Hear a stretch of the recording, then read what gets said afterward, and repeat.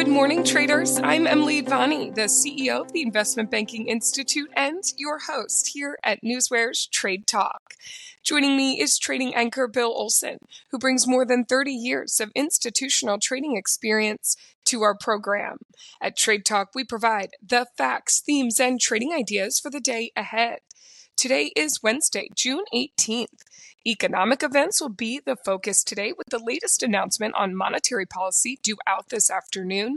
Yesterday, markets took a dip during regular trading. The Dow slipped 299 points, or about 0.75%. The S&P 500 lost 50 points, or 0.84%. The Nasdaq shed 180 points, or 0.9%. Bill, let's get into midweek action with what is happening in the markets this morning. Yeah, there's a lot happening today. I mean, right now I'm looking at the S&Ps, and the S&Ps are higher. We're up 0.16%. We were flat, but now we're showing gains. So, that's kind of a nice step for the start of the day. But yeah, you're right. Economic data is in focus. I mean, the fact of the morning, you got jobless claims in the morning, and in the afternoon, you get a Fed announcement on monetary policy. That's going to be key. I mean, the real key to the Fed announcements I think is going to be the update to the dot plot data, which I think is going to spark some volatility. Yesterday you had the G7 meeting, which wrapped up, no trade deals were announced though. Remember that July 9th deadline for trade deals is just a couple of weeks away. And so far we're sitting at 0 deals being announced. Overnight, Israel targeted, more, missiles on nuclear sites. Iran is just not responding with the same sort of number of missiles as they did earlier in the first few days of the attack. They seem to have been running out of missiles. The U.S., according to President Trump, is considering its options, and maybe they join, in the Israeli offensive. Not quite sure. Now, the Iranian leader, did speak today, and he came out and he said, Iran will not surrender. Any U.S. military intervention would bring irreparable consequences. Okay, that type of saber rattling is normal out of Iran. Yesterday, the Senate passed that Genius Act to regulate the cryptocurrencies. I don't see it really doing much this morning on the crypto front. On the earnings front, Lazy Boy, ticker LZB, trading a little lower after earnings announcements. We have markets are closed tomorrow, but on Friday you've got Kroger, ACN, DRI, and KMX all scheduled to release. On Friday morning. Now we're turning our attention over to Europe and seeing what's happened over in Europe. Europe's a mixed bag of action. I mean, it's flat to lower, I'd say. I mean, the DAX is down 45 points, or 0.2%. The FTSE's higher by 0.7%. They did have that inflation data that came in in line with expectations at 3.4%. The CAC is lower by 0.09%. So relatively minor shifts there. They're waiting to see what the Fed says as well. And then you're taking a look over at Asia last night, and Asia was mixed. I'll say mixed to higher because the Nikkei was up 348 points. I mean, that was a nice move by the Nikkei. Tech stocks were higher, consumer stocks gained. I mean, that's positive, but then the Hang Seng fell 269 points, or 1.12%. Consumer, property, and tech stocks were weak, but in China was flat. China was, up 0.04%. They had that 16th annual forum going on that got underway today.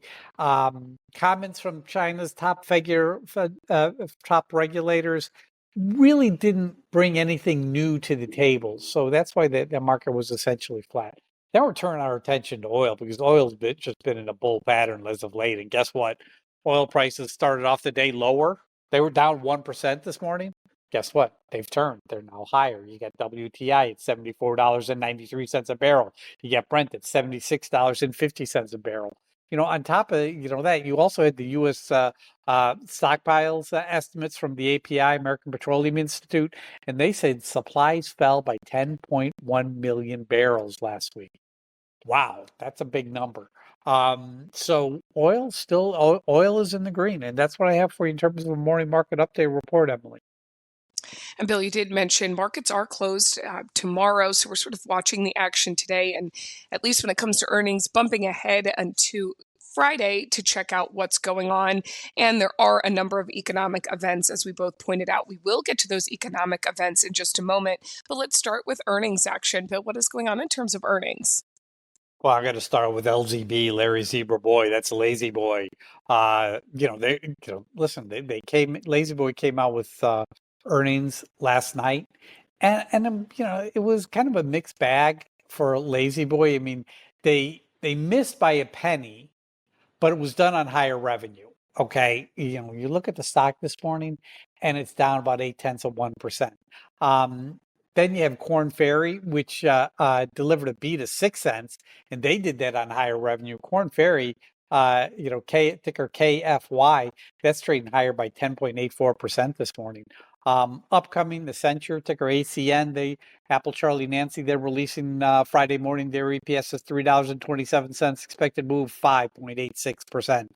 Darden Restaurants, ticker DRI, David Richard India, their EPS is $2.92, expected move is 6.07%. And CarMax, KMX, Kilo Michael X-Ray, their EPS is $1.22, expected move is 9.70% when they release Friday morning, Emily. Bill, you'll be watching those with your earnings alert. And speaking of watching information, we're heavy on the economic front today.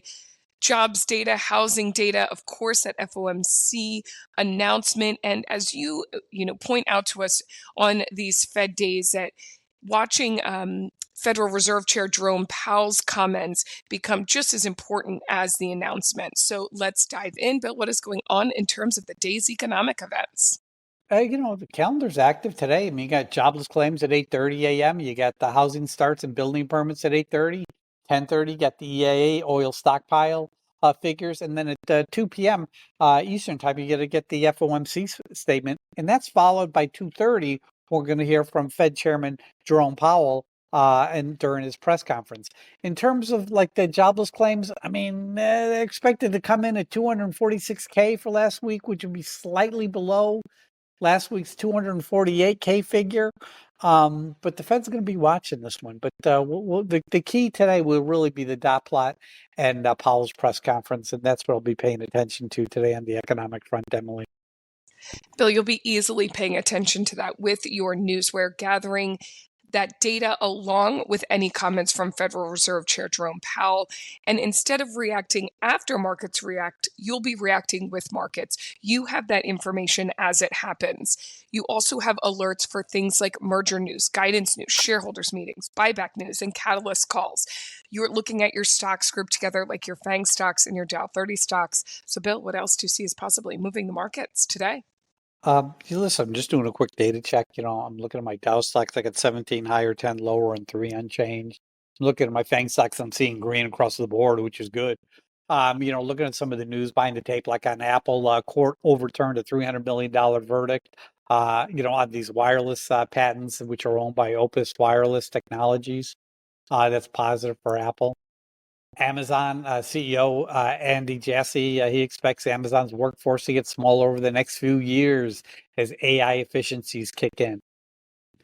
Wells Fargo's out there with a note saying Waymo is projected to account for 10% of U.S. rideshare trips by 2030. That's interesting. That shows, positive sentiment. Meta, OpenAI, that guy Sam Altman, he came out and he said Meta attempted to poach its talent by offering $100 million pay packages. No one took them. Either they didn't really offer them, or they were contingent, or they feel they're going to make more money at OpenAI. That's more likely. Netflix enters a deal with France's TF1 to show traditional TV. This is like sports networks. It's a positive move for Netflix. Netflix is up 0.5% this morning. It's nice to see. In terms of Dow Jones 30 stocks, we got to start off with Boeing. There's some incoming data on that Air India crash. I mean, it really points to either pilot error or maintenance issues. That's kind of what I felt all along. It turns out like they were running on backup generator power. And the question is now, it's like, were they doing that when the flight took off? And the maintenance is really questionable. And they came out and they said they inspected all the other airplanes and all the other airplanes are fine. So I'm kind of thinking there's a pilot issue here. Goldman Sachs, ticker GS, bank regulators reduce ESLR for the biggest lenders. That's positive. We'll go moving over to guidance news. Lazy Boy, LZB, they see Q1 revenue coming in 490 to 510 million. Street estimate has that at 507.91. A little high. Corn Ferry, KFY, they see Q1 adjusted EPS $1.18 to $1.26. Street estimates $1.20. That's positive. That's a kind of an uptick. In terms of shareholders meetings, CRWD, CrowdStrike, they're having a shareholders meeting at 11 a.m. VEEV, Victor Edward Victor. I remember they just got bought up by Eli Lilly, but they're having a shareholders meeting today at noon. Coinbase, COIN, they're having a shareholders meeting today at 2 p.m. That's worth noting. And that's what I have for you about news hitting the tape this morning, Emily. This is the type of data that NewsWare delivers daily. It's factual, it's market moving, and our alerting functions bring it to your attention as it happens. Go to www.newsware.com now and sign up for the trial and see for yourself the benefits that professional Newswire delivers. It is now that time of the show for the Trade Talk pick of the day. Bill, what do you have for us today? Going with Kroger, ticker KR, Kilo Richard. Earnings are out Friday morning. Listen, EPS is $1.44. Expected move is 4.88%. Okay. You look at yesterday's call volume, big negative day yesterday, but the call volume was 5,746 versus 4,252. That's positive. And the open interest, 165K versus 92K. Very positive. And the major brokers are raising price targets. But for me, I want to get in 65.60 to 65.90, which I think is possible. You look at the stock right now, and KR is 65.88 on the bid. So it is. I mean, my price target is there for a reason. I do like it. I think something positive could happen with Kroger, ticker KR, Kilo Richard. So that's my pick of the day, Emily. Kroger, it is ahead of earnings, switching up today to a little bit more of an earnings play versus sort of, combining your data with the news cycle, which you did use yesterday. So coming up, we will do a recap on that pick of the day. So stick with us. But ahead of that, let's take a look at the current breaking headlines that have hit the tape in our hot off the press segment. Bill, take it away. Iran is said to be preparing to hit U.S. regional bases with missiles if Trump joins the war. The Ayatollah Khomeini said that Iran won't surrender, warns the U.S. against attacks. I mean, we haven't had relations with Iran since we let the Shah of Iran into the United States for cancer treatment. And what was that, like 1977? And then the uprising came over and they took the hostages, and you saw Jimmy Carter in the White House turn all gray because that's all he worked on for over a year.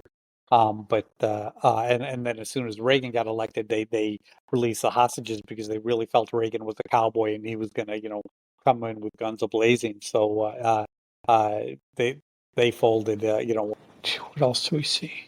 Rackspace Technologies, RXT enters a strategic alliance with Semi4 AI. Trump pledges not to cut Medicare, but his budget bill does just that. So it's just talk. Iran shooting fewer missiles at Israel. Yeah, that's what I said earlier. Trump gives TikTok more time to find a U.S. buyer. Honda, HMC, recalling over 259,000 vehicles over a brake pedal issue. What else we got here? Autodesk is having a shareholders meeting today at 6 p.m. That's worthwhile. KHC, that's Kraft Heinz. They yesterday I mentioned this that I think it was GIS announced that they're going to be removing artificial dyes from products. Well, now it's General Mills and Kraft Heinz. They're both doing it. They're both removing artificial dyes from products. U.S. dietary guidelines are expected to eliminate the longstanding recommendation that adults limit alcohol consumption to 1 to 2 drinks a day, according to a couple sources that are out there. Now, this is good for the beverage industry. Think Stars brands, STZ. Hasbro, HAS cuts 3% of its total workforce amid higher tariff costs. That's all I'm seeing this morning, Emily. Okay, Bill, before we get to trading on this Wednesday, let's do that check-in on yesterday's pick of the day. It was CVS Health. You did just give us a note there back at the top of those NewsWare alerts that are coming in about Trump's comments about the Medicare costs. This pick came yesterday following the reports that the Senate Republicans were abandoning those Medicare cost cuts. That might be a little bit of positive momentum for stocks in the healthcare sector, specifically CVS. So, Bill, how did your call work out? I mean, it did work out. Didn't hit my entry point, but it did work out. I mean, the stock opened up at $67.73. Then it ran up to $68.60, which beats the 1% goal. So you got to take it. I mean, it weakened with the market afterwards. But during the day yesterday, did we make the 1%? Was it there from the opening price? Yeah, it was there. So, I mean, you can call it a win. That is a win there, getting that 1% when you see it. And we will check in with you on Friday about today's Kroger pick of the day. Reminder that markets are closed tomorrow in observance of the Juneteenth holiday. Bill, thank you as always for your expert insight. Join us back here Friday at NewsWare's Trade Talk when we provide the facts, themes, and trading ideas for the day ahead.